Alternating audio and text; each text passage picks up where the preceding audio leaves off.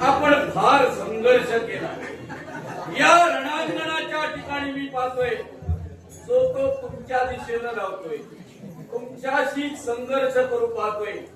त्याला वाटलं हा संघर्षाचा महासागर आहे, पण तुम्ही थकला असाल. तुम्हाला विश्रांती देण्यासाठी मी आलो. फक्त सगळ्या हनुमंताशी संघर्ष करा, समजावून सांगण्याचा प्रयत्न करा. पूर्णपणे समजावून सांगेन. मी प्रत्येक गोष्ट ही व्यवस्थित समजावून सांगतो. विचारलेल्या प्रश्नाचं उत्तर समोरच्याला आलं नाही तर मीच देतो. कारण आहे त्याला त्याच्या सोबत असणार सैन्य आणि तो अज्ञानी राहू नये याच्यासाठी. पण याच्या पूर्वी असे कित्येक जणांना प्रश्न पडले. हाच बोलतो आणि हाच सांगतो.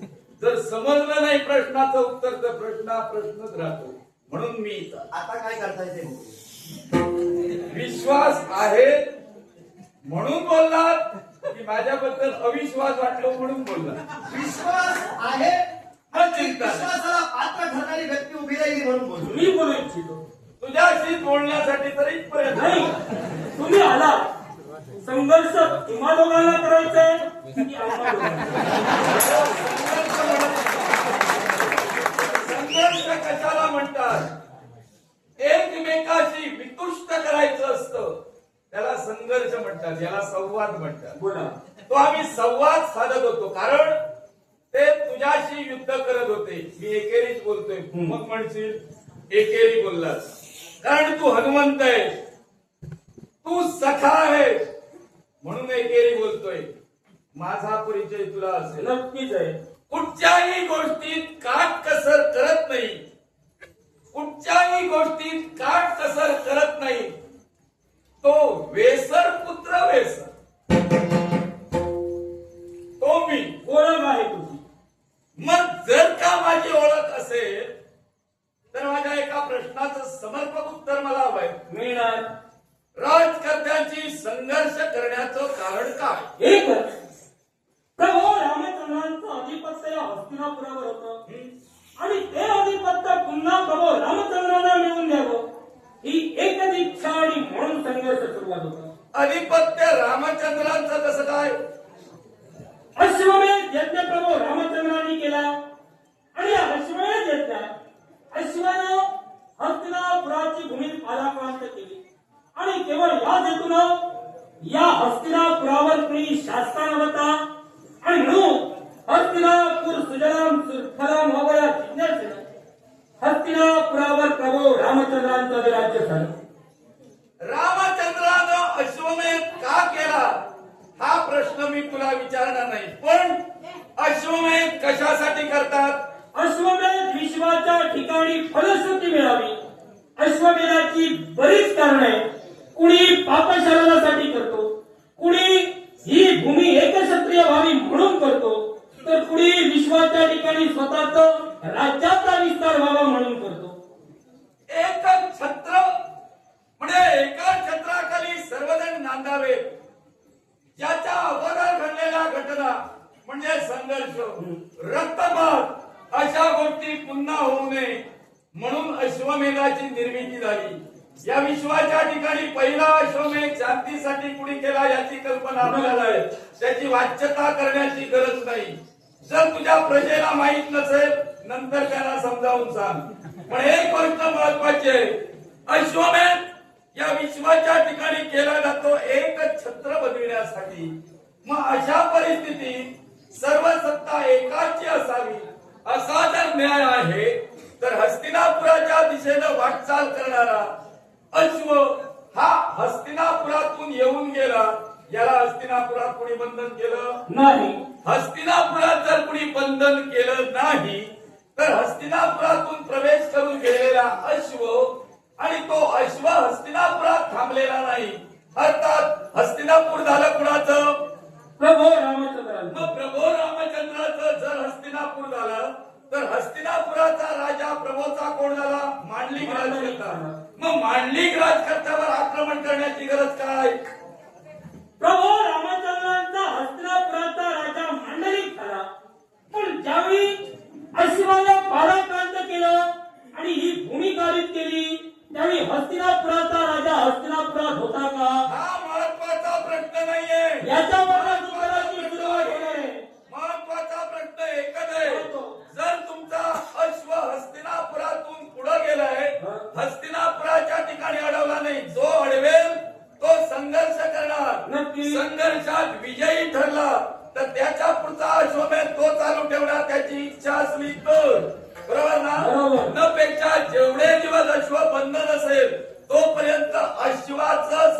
कार्य करण्याची जबाबदारी त्याची आहे. सत्य. जर अश्व तुमचा बंधनच झाला नाही, राजकर्ता मांडलिक झालाय, मग त्या सिंहासनावर कोण बसलाय, कुणी बसला नाही, याच्यावर तुमचा लक्ष कशाला? तो राजकर्ता जर तुमचा मांडलिक झाला तर तुम्ही अन्याय करताय, त्या राज्यावर आक्रमण करून असलेल्या प्रजेचा छळ करताय. म्हणजे तुम्ही हे धर्म कार्य नाही तर अधर्म कार्य करताय. बेसर हे तू आताच सांगतोय, पण ज्यावेळी प्रभू रामचंद्रांच्या अश्वानं पादाकरण केलं त्यावेळी या हस्तिनापुरात राजा होता का मांडलिक होण्यासाठी? आताच सांगतोय म्हणजे मी अगोदरच सांगून तुझा उगाच भुलभुलैया करणार नाही. मी प्राप्त परिस्थितीवर बोलणार. मी प्रथम तुला सांगितलं, पण वाद तेव्हापासून सुरुवात आता झाला. जी घटना चालू आहे त्या घटनेनुसार हे सुरू आहे.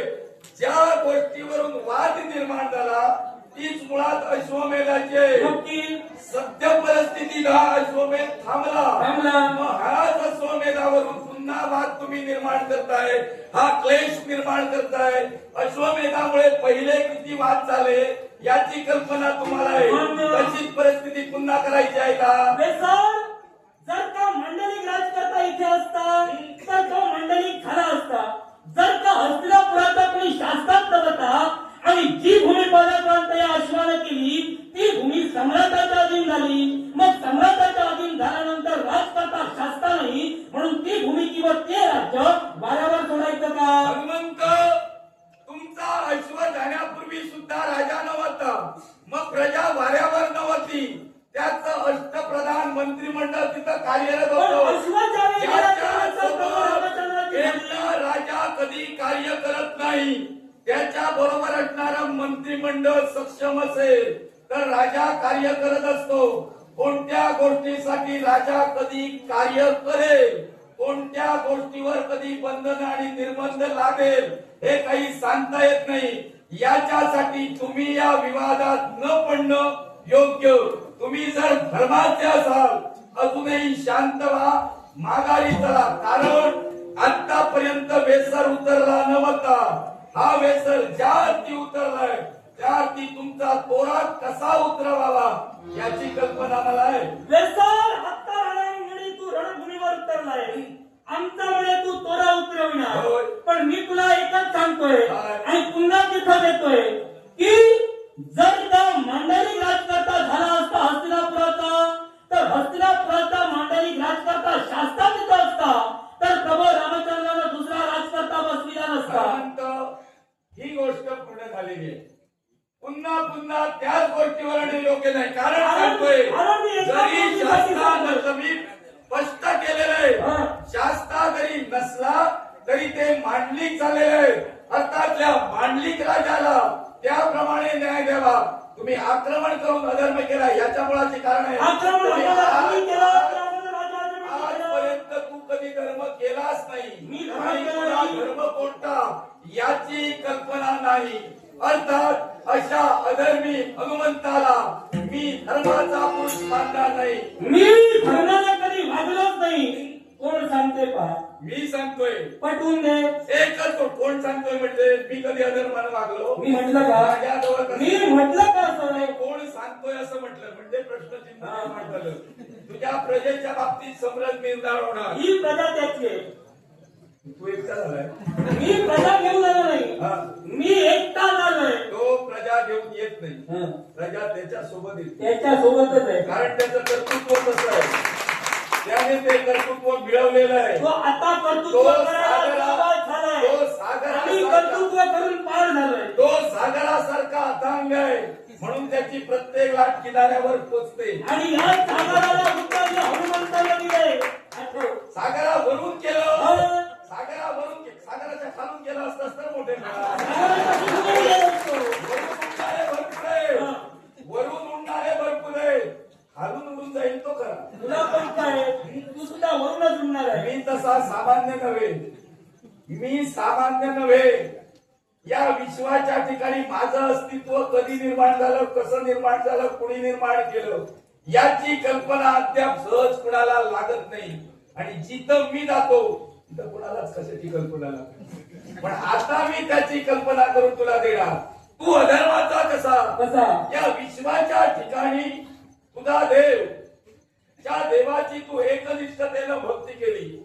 म्हणे तुझ्या आईनं तुला सांगितलं होतं, तुझी गुप्त कौपीन आणि तुझी यज्ञ पोवीत जो कुणी जाणेल तो तुझा देव, तो तुझा प्रभू. खरं ना? नक्की. मग तुझी गुप्त कौपीन काय आणि यज्ञ पोवीत काय याचं स्पष्टीकरण होईल का? अगदी सत्य. मग सांग.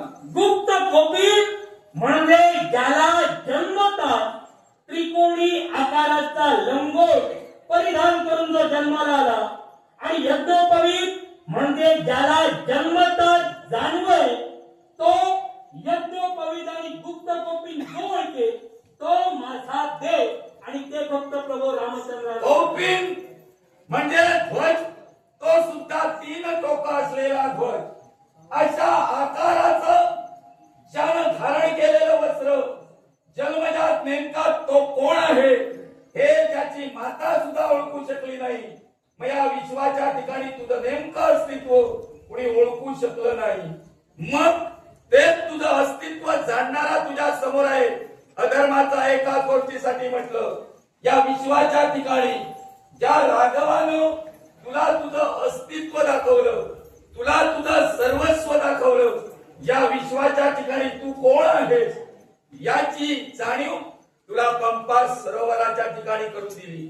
त्याच्यानंतर तू देवाचा दास झाला. मी त्याला देवच म्हणणार, कारण त्याच्या मागं मोठं आहे आणि ते मी जाणतोय. पण धर्माच्या ठिकाणी मी उभा आहे, अधर्माच्या ठिकाणी कधी उभा राहणार नाही.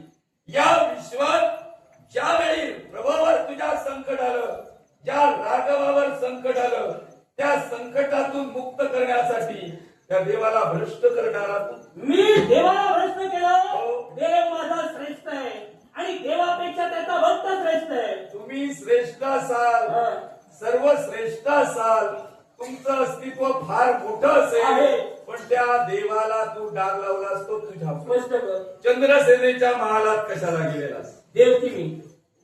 पहिला कोण गेला? पहिला मी गेलो. मग तुझा आधी सांग, मग देवास.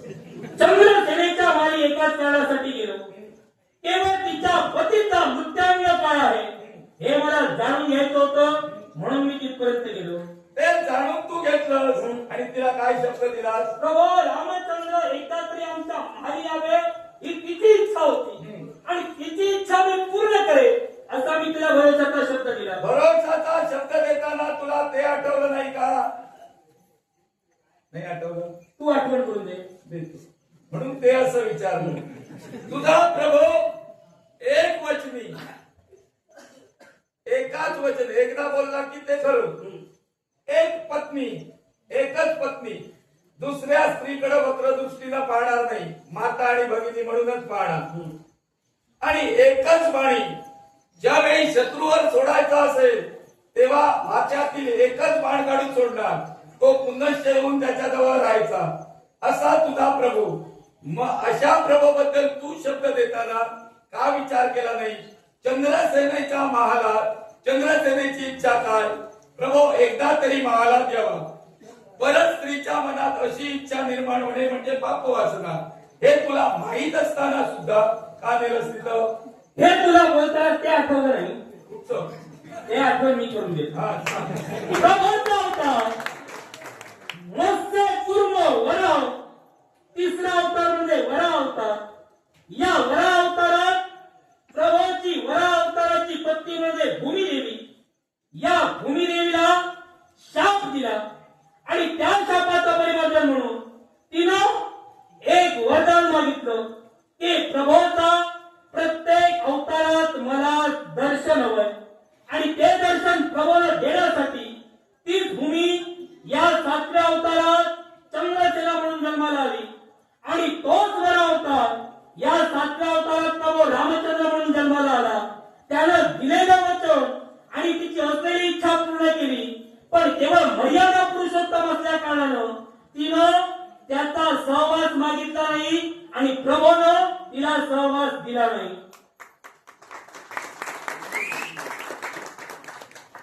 जे सांगितलंस, उत्तम सांगण्याचा प्रयत्न केलास, प्रतिप्रश्न मला विचारलास, ते आठवलं का? ते आठवलं तुला? ते अर्धवटच सांगितलं. तू पूर्ण कर.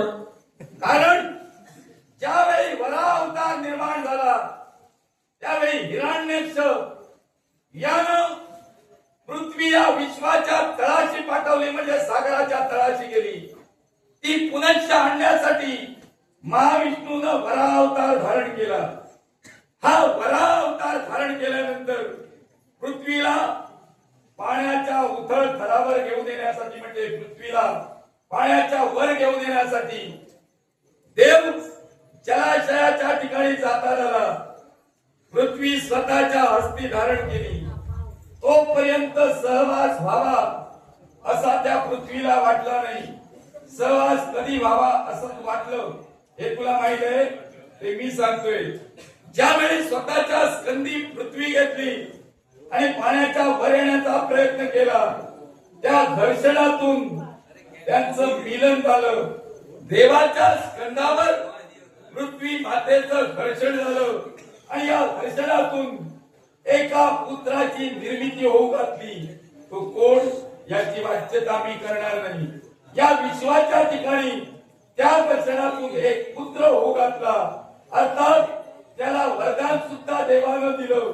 अर्थात त्यावेळी जी भावना तिला निर्माण झाली त्याच भावनेच्या योगे करून तिनं स्वतःचं भविष्य मागून घेतलं. अर्थात स्वतःच जरी भविष्य मागून घेतलं तरी तुला राघवाचं वर्तमान माहित होतं. जर अशा प्रकारचा राघव आहे तर त्याला पापाचरणाच्या दिशेनं नेऊ नये. या मृत्यूची कल्पना आपण घ्यावी. पण मृत्यूची कल्पना घेत असताना स्वतःचा देव, स्वतःचा गुरु, स्वतःचा मार्गदर्शक हा केव्हाही अडचणीत येऊ नये याचं भान प्रत्येकाला हवं. अरे तुम्ही देवाला अडचणीत आणलात आणि स्वतःचा टेंबा मिरवताय. याच्यासाठी तुम्ही केलं ते काय? देवाला सुद्धा दोषी बनवलं, पापी ठरविलं. अर्थात तुझ्या देवाला तो कलंक लागला, तो कारणाकारणाने दिसतोय हे तू नाकारू शकत नाही. आणि या विश्वाच्या ठिकाणी ज्या देवाला कलंक लागला तसा तुलाही कलंक लागला. या तोंडानं तू खोटं बोललास, मी सांगतो जास्त वेळ वाढवत नाही. ज्या तोंडाने तू खोटं बोललास, ज्या तोंडाने केलेली कृती, जे कर्म राघव तिथं राहू नये याच्यासाठी अमृत सिंचन करणाऱ्या मुंग्याला तू मार्गदर्शन केलं की मंच पोखरून ठेवा. राघव आल्यानंतर तिथं त्याचा अपमान व्हावा, क्षणाला तो माघारी जावा. अर्थात चंद्रसेनेची इच्छा अपूर्ण व्हावी हे तुझं मार्गदर्शन. तशी क्रिया घडली. राघव माघारी गेला. तिनं जाणलं की हे तुझं कर्म आहे. मग तिनं तुला सांगितलं या विश्वाच्या ठिकाणी तुझं मुख काळवळलेलं होईल. कुठली स्त्री तुझं दर्शन घेणार नाही, तुझं मुख कमल पाहणार नाही. अशा परिस्थितीत तू देवाकडे विनंती करू लागलास की हिनं मला शाप दिलाय, आता भविष्याच्या ठिकाणी मी सखा हनुमंत म्हणून घडला जाणार. या देवाचा भक्त मित्र सखा झाला. देवा तुला सर्व पुजतील, तुझं दर्शन घेतील. माझ्या दर्शनाचं काय?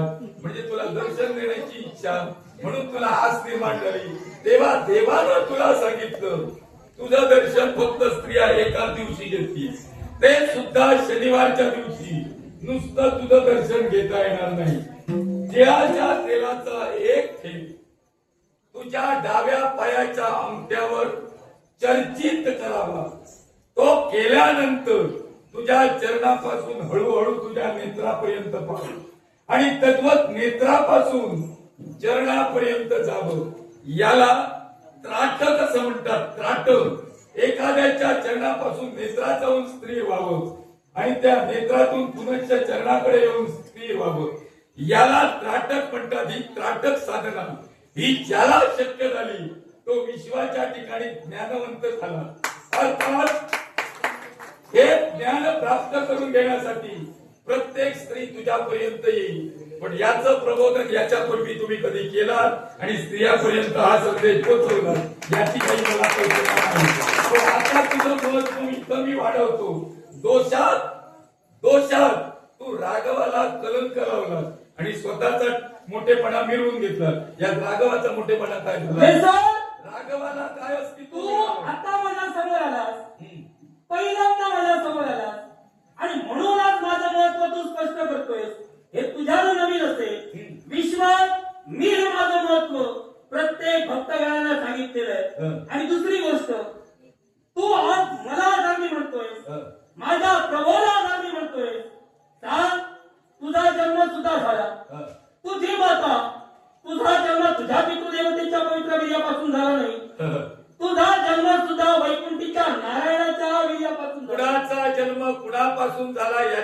बोट ठेवला तर सर्वजण अडचणीत या. मी का म्हणतोय कारण सगळ्याची एक कारण आहे. गोष्ट तू आधी ऐक. कारण नदीचं मूळ आणि तिचं पूल कधी शोधण्याचा प्रयत्न करू नका. सारे जण अडचणीत या. मी कारण म्हणालो या सगळ्याची कारण विश्वाच्या आहे. ठिकाणी जो आहे तो सर्वश्रेष्ठ आहे. अर्थात माझा पिता हा माझ्याच नावानं ओळखला जातो. अर्थात वेसर आहे. माझ्या पित्याचं जे नाव आहे तेच माझं नाव आहे. अर्थात पुष्करद्वीपाचा राजा म्हणून माझा पिता वावरतोय. याच पित्यानं स्वतःच्या जीवनात अस्तित्व घडवत असताना माझी माता महाविष्णूची भक्ती करत होती. आणि महाविष्णू या विश्वाच्या ठिकाणी भस्मासुराचा शेवट करण्यासाठी मोहिनी रूप धारण करून त्याचा शेवट करून माघारी पुनश्च स्वतःच्या मूळ स्वरूपात येत होते. त्यावेळी माझी आई भक्ती करत होती. आई भक्ती करत असताना देवानं पवित्र वीर्य दिलं. पवित्र म्हटलं मी. पवित्र का? नेत्र हे पवित्र असतात. आता कोण कसं पाहतो आणि अपवित्र करतो हे त्याचं त्याला माहित. नेत्राने चांगलं पाहावं, कर्णाने चांगलं ऐकावं, मुखानं चांगलं बोलावं, नाकानं श्वास घेताना सुद्धा चांगलं काय असेल तेच घ्यावं, विचार चांगले करावे. तद्वत माझी माता भक्ती करत असताना पुत्र प्राप्ती व्हावी आणि महाविष्णूकडून तिला पुत्र मिळावा अशी माझ्या आईची इच्छा. कारण पालनकर्त्यानं पुत्र द्यावा म्हणजे तो कुणाचं तरी पालन करेल. तू या विश्वाच्या ठिकाणी माझ्या जन्मावर बोट ठेवतोय. अर्थात महाविष्णूच्या नेत्रातून जे दिव्य रेत माझ्या आईच्या उंदडीत पडलं ते तिनं प्राशन केलं आणि या विश्वाच्या ठिकाणी वेसर जन्माला आला. पालनकर्त्याचा पुत्र, वेसराचा पुत्र म्हणून या विश्वाच्या ठिकाणी मी पालन करता ठरतोय कुणाच्या तरी पालनासाठी. मी माझं पूर्ण झालेलं मध्ये बोलू बोल बोल. पालन करणं म्हणून या विश्वात मी माझी कार्यक्षमता वाढवत आहे आणि पालन करतात म्हणून होणार. तू हननकर्त्याचा औष. या विश्वाचा संवार करणारा कोण? विश्वाचा शिवशंभुदेव. मग त्याचा तू औष तू दुसऱ्याचं बरं कसं करणार? सर्वनाशच मी करणार. आता म्हणालोय करण्याची कारण आहे. काय? तू जर का वैकुंठीच्या नारायणाचा पुत्र आणि पालन करत्याचा अंश, हो. मग तोच वैकुंठीचा नारायण सातव्या अवतारी प्रभू रामचंद्र रूपाने म्हटला. हो. मग तो तुझा पर्यायनं बाप झाला. मग त्याच्या व्यक्तीचा उभा सातव्या राहणार अवतारानं नटला. हे माझ्यावर उपकार करण्यासाठी नटला हो. नाही. हे विश्वावर उपकार करण्यासाठी नटला.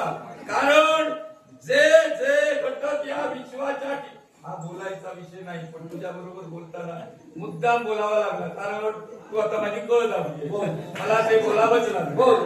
या विश्वाच्या ठिकाणी राम अवतार कशासाठी झाला? विश्वात जे जे घटक देवतांचे जे जे घटक देवतांच्या शापानं या पृथ्वी तलावर अडकून पडले ते पुनश्च देवतांच्या जागी पुनश्च जावे याच्यासाठी राम मानव अवतार हा देवानं घ्यावा. जेणेकरून त्याच्या पदस्पर्शानं, त्याच्या हस्तस्पर्शानं, त्याच्या आलिंगनानं, त्याच्या कृतीनं, त्याच्या संस्कृतीनं प्रत्येकाचा उद्धार व्हावा आणि तिथं जावे. याच्यासाठी रामाचा अवतार आहे. महाविष्णू स्वतःच पालनाचं कर्तव्य करतोय. राम स्वतःच कर्तव्य करतोय. पण तुम्ही त्याला भ्रष्ट करताय. वालीच्या बाबतीत सुद्धा तुम्ही त्याला भ्रष्ट केलं. वाली चुकीचा नसताना त्याचा वध करण्यासाठी तुम्ही प्रवृत्त केलं. वालीचा वध का करून घेतला? तो रावणाचा मित्र. तो जर रावणाला जाऊन मिळाला तर तुम्हाला सीता कधी मिळणार नाही. याची कल्पना तुम्हाला मिळाल्या कारणानं तुम्ही वालीचा शेवट हा कपटानं करून घेतला. असे कपटी पुरुष तुम्ही तत्वज्ञान काय सांगावं? विश्वात सरकारी कप्ती असतो हो. तर या रावणाचा शेवट झाला असता आणि हा धर्म कधी संपला नसता.